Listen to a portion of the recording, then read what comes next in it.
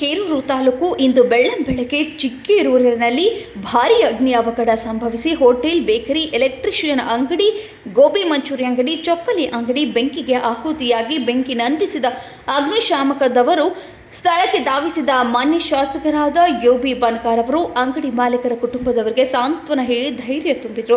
ಕೂಡಲೇ ಸಂಬಂಧಪಟ್ಟ ಇಲಾಖೆಯವರ ಗಮನಕ್ಕೆ ತಂದರು. ಈ ಸಂದರ್ಭದಲ್ಲಿ ಅಗ್ನಿಶಾಮಕ ಇಲಾಖೆಯ ಹಾವೇರಿ ಮತ್ತು ಹಿರೇಕೇರೂರು ತಾಲೂಕು ಅಧಿಕಾರಿಗಳು, ಮಾನ್ಯ ತಹಸೀಲ್ದಾರರು, ಹಂಸಭಾವಿ ಪಿಎಸ್ಐ ಮತ್ತು ಚಿಕ್ಕೇರೂರು ಪೊಲೀಸ್ನವರು, ಊರಿನ ಗ್ರಾಮಸ್ಥರು ಉಪಸ್ಥಿತರಿದ್ದರು.